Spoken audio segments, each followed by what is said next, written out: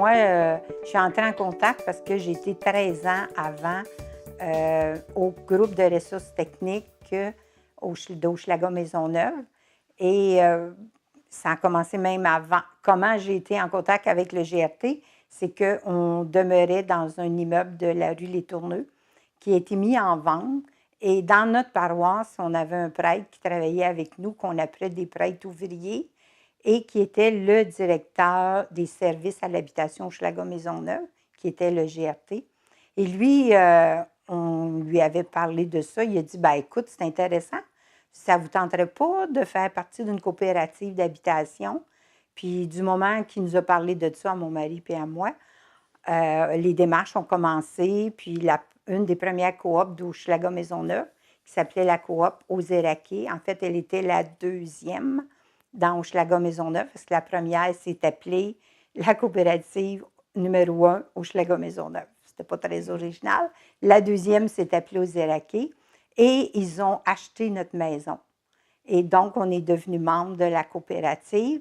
Et dans les années des travaux de rénovation, tout ça, le directeur du GRT a commencé à me demander si ça ne m'intéresserait pas d'occuper un poste au groupe de ressources techniques. Mais j'étais encore une maman à la maison. J'étais retournée aux études, mais je n'avais pas encore pensé à retourner au travail. Et tranquillement, j'ai commencé à travailler au GRT comme secrétaire. Et de secrétaire, j'ai fait tous les postes en animation, chargée de projet, et je suis devenue coordonnatrice du GRT dans les dernières années.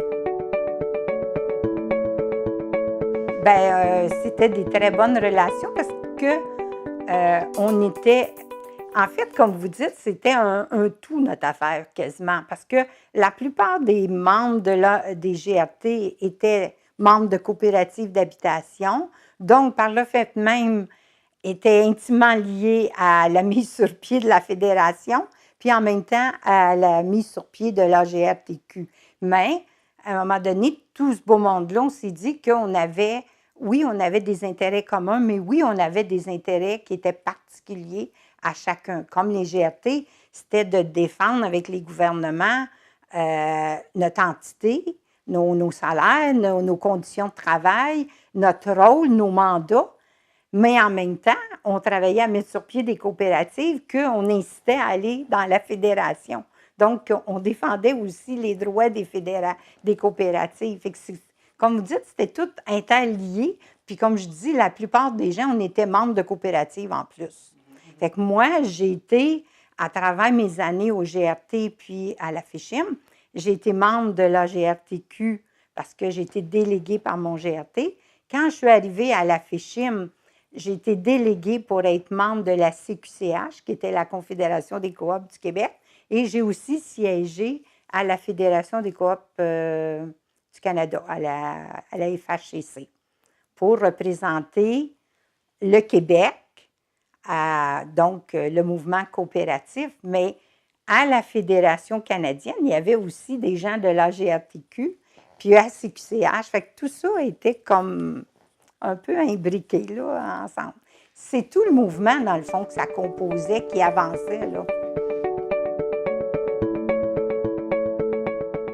Deux choses.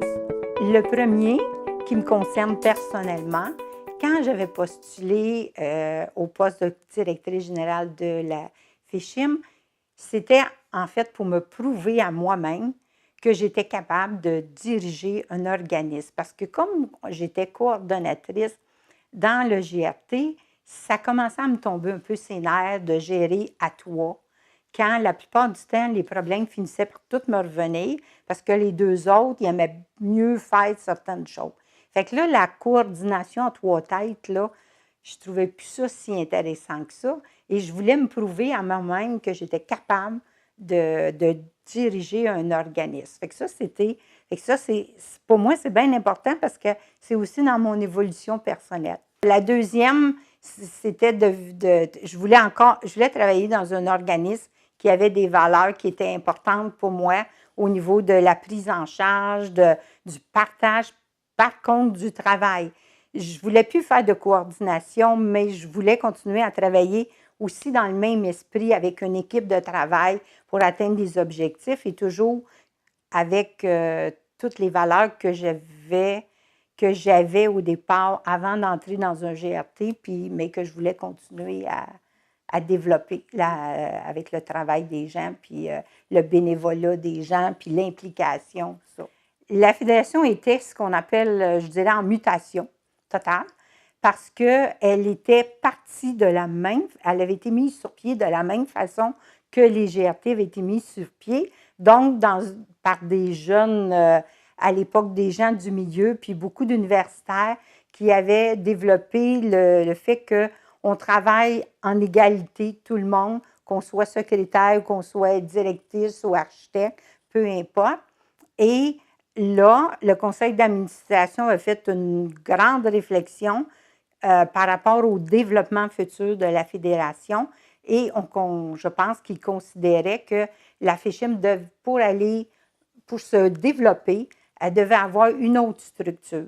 Et quand j'ai postulé, c'était clair pour tout, en tout cas dans leur offre d'emploi, il me semble, et au conseil, quand je les ai rencontrés, au comité de sélection, qu'ils voulaient qu'on ait une nouvelle structure de développement et que tout en gardant les valeurs fondamentales, qu'au niveau de la gestion, on ne soit plus dans une gestion égalitaire, une gestion participative, mais avec une direction claire et nette. 3 mois après, je pense, ou 4 mois après que j'étais arrivée, les employés ont décidé de se syndiquer. Bon, c'est une démarche que j'avais jamais vécue et que j'étais pas contre en soi, mais qui nous a amené, qui m'a amené, en tout cas pour moi, des difficultés au départ parce que la FECHIM, elle avait besoin d'être structurée dans toute son organisation administrative. Là, on se retrouvait avec un nouveau changement au niveau de l'organisation des employés puis le travail des employés, les relations différentes. C'était un gros défi. Moi qui pensais tout régler là, comme dans genre 1 an, là. Ça a pris comme 3 ans dans mes souvenirs avant qu'on soit, comment je pourrais dire ça, avant qu'on reprenne notre talent de développement. Bien, des faits marquants, moi, ce que je considérais important, puis il y a beaucoup de membres du conseil à l'époque aussi qui considéraient ça, c'était d'augmenter la participation des coopératives aux structures de la fédération. Beaucoup de coopératives, finalement, adhéraient, mais on ne les voyait pas souvent.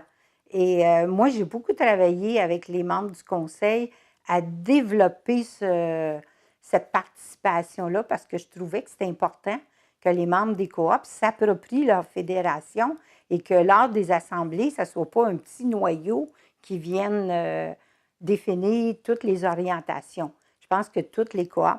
Et la façon que moi j'ai procédé, c'est que comme j'avais une influence assez importante dans mon quartier et qu'on était un quartier qui avait le plus grand nombre de coops à l'époque, bien, j'ai beaucoup travaillé avec le GRT et avec les gens des coopératives que je connaissais personnellement, quasiment la plupart, parce que j'avais travaillé à la mise sur pied peut-être de 50-60% des coops de l'époque. Donc, j'avais des liens particuliers. On a travaillé fort parce que c'était plus facile. C'était un terreau qui était plus facile parce que j'avais des entrées. Et après ça, on est allé chercher d'autres leaders dans les différents quartiers pour qu'eux-mêmes fassent à peu près la même démarche. Puis à un moment donné, dans les années, en tout cas quand je suis partie, là, on avait une très bonne. On avait des assemblées où il y avait 100-150 personnes qui étaient présentes.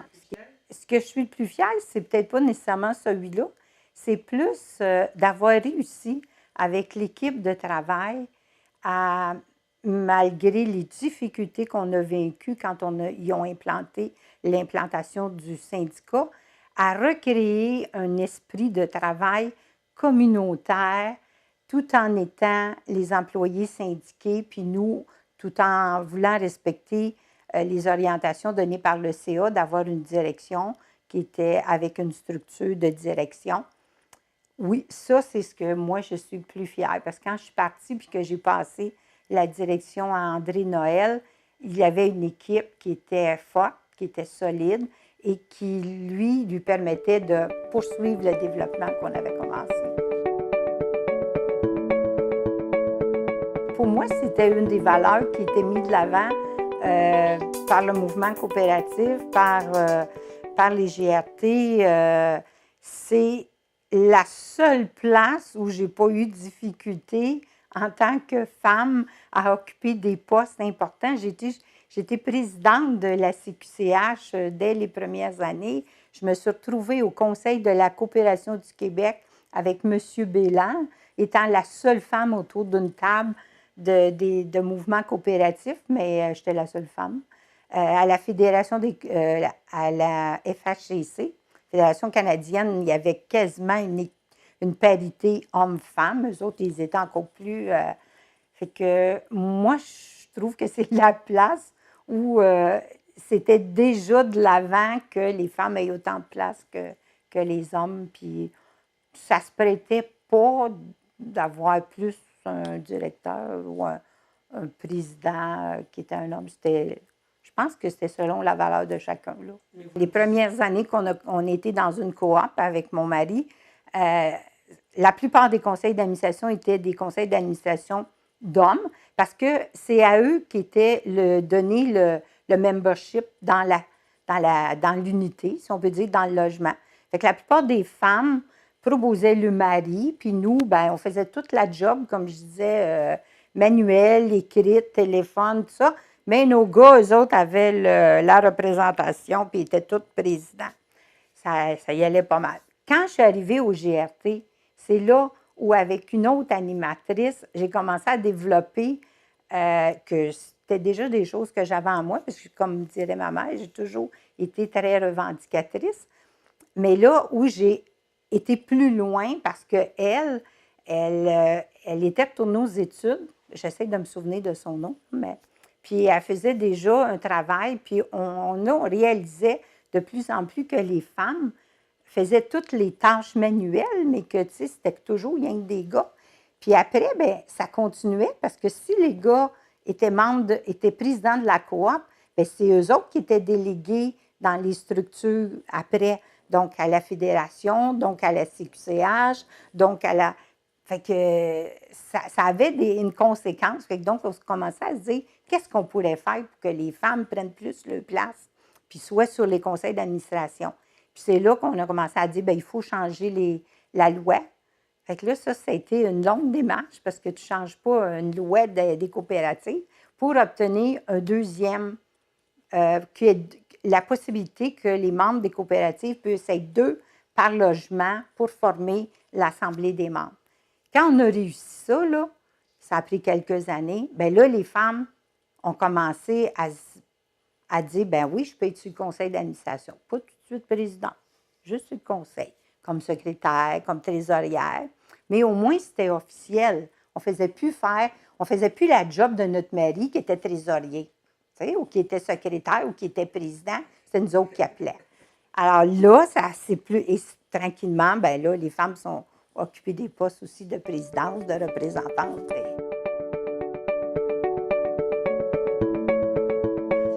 Bien, moi, je pense qu'elle était nécessaire parce que les gens des coopératives, pendant qu'ils étaient avec le GRT, des fois, ça pouvait être 2 ans, 3 ans.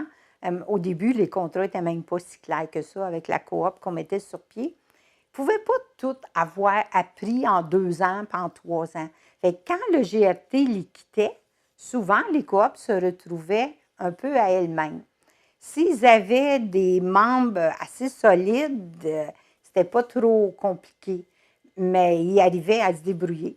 Mais de plus en plus, les coopératives, au tout début, en plus, on faisait des petites coops de 6-7 logements.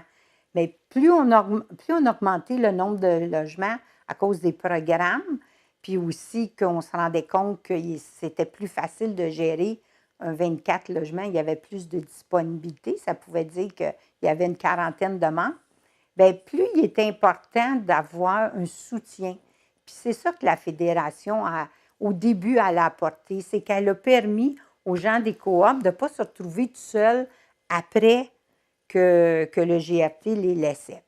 Ça, c'est la première chose. La deuxième chose, c'est que la Fédération, elle a permis, par sa structure, de développer d'autres services aux coopératives. On a beaucoup discuté à l'époque d'un fonds qui permettrait le développement futur des coops, de services d'achat groupés, on a eu les assurances, on a réussi dans ces années-là. Donc, d'avoir des assurances permettait aux coops d'achat. Et aussi de donner de l'accompagnement, d'aider quand les coopératives se retrouvaient dans des problèmes. Moi, je pense que c'était essentiel et j'étais à l'époque de l'avis de plusieurs que les coops auraient dû avoir une obligation dès qu'ils avaient fini le contrat avec le GRT, ils devenaient membres de la Fédération. Oui, c'est ça. C'est arrivé, effectivement. Je ne pense pas que c'était là quand je suis partie, mais c'était en grosse discussion. Le mouvement coopératif, je trouve qu'il a suivi un peu la même courbe ou la même ligne de développement que le mouvement féministe. C'était, on était à peu près des mêmes choses. Il y avait la place de la femme, puis dans les coops, on a développé, c'était beaucoup la place de l'ouvrier, la place des gens à faible revenu qui pouvaient, eux autres aussi, prendre en charge le problème et réussir. Alors, moi, je vous l'ai dit tout à l'heure, je me rappelais comment notre première coopérative, nos maris, je dis nos maris parce qu'à un moment donné, ils ont pris la cour qui était en béton, puis ils ont, avec, comment est-ce que mon mari appelait ça, des grinders, là, tout ça. C'est pas une job de fille, là. À un moment donné, il y a des limites, mais on a transporté dans des brouettes des morceaux de béton, puis pour avoir une cour après qui était en gazon avec des modules pour les enfants. Écoutez, c'était quasiment l'extase là, d'avoir réussi à faire ça. Ce que tu ne peux pas avoir la même appartenance quand tu participes aux structures de développement de ta coop, mais tu n'as pas cette implication-là. Il y a eu les contraintes apportées par les programmes aussi qui étaient comme des difficultés où on a dû adapter des choses dans lesquelles on n'était pas toujours d'accord, le mouvement coopératif comme le mouvement des GRT, mais en même temps, on pouvait pas, on se disait, on ne peut pas laisser passer ça, là. On ne peut pas empêcher le développement des coops, on va ajuster. Fait qu'on a ajusté plein d'affaires, des fois qui ont été plus ou moins bonnes. Quand le gouvernement du Québec a développé un programme qui ne s'adressait qu'aux gens à faible revenu, ça allait tout à l'encontre de ce que les valeurs du mouvement coopératif avaient toujours dit, la mixité des personnes, la mixité des revenus et le fait que cette mixité-là apportait un climat, une façon de vivre et que les personnes qui avaient plus de capacité pouvaient influencer les autres.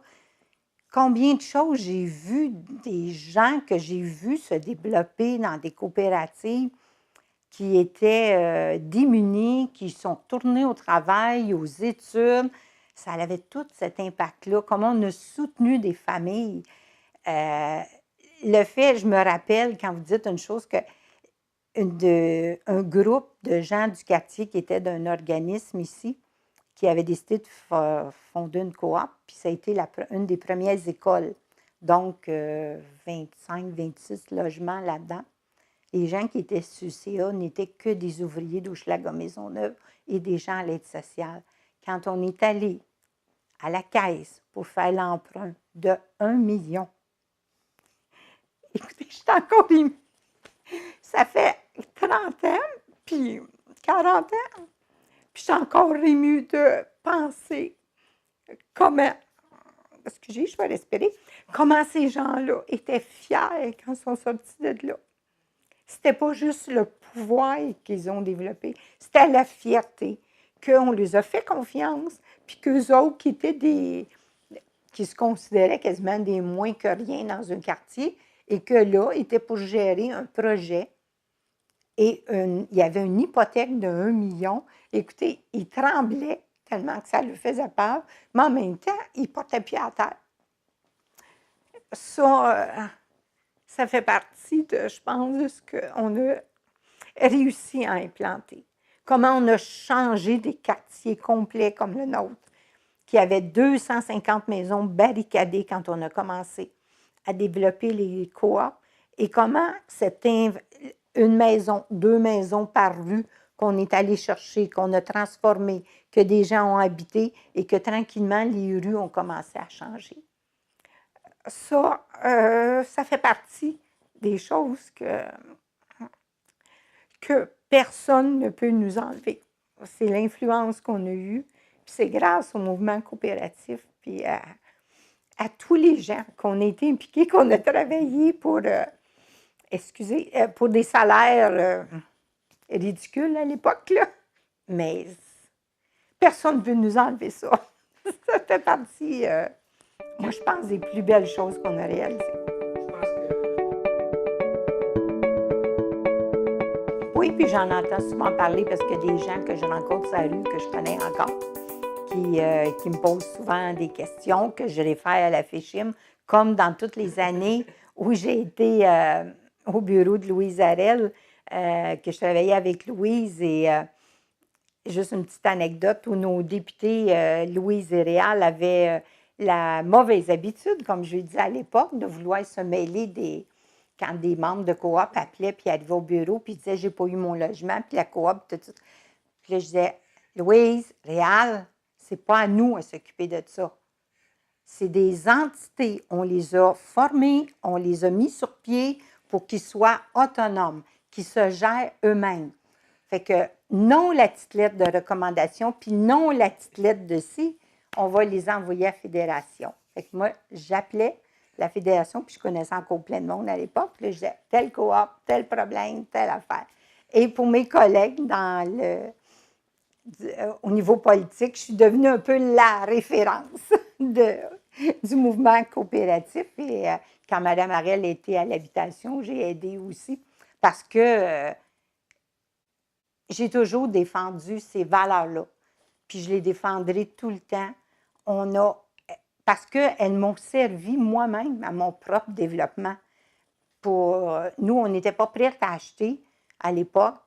Puis c'est le mouvement coopératif qui nous a emmenés à faire tous ces pas-là parce qu'on l'a fait plus en sécurité. Puis on était avec d'autres mondes, puis on s'est développé dans tout ça.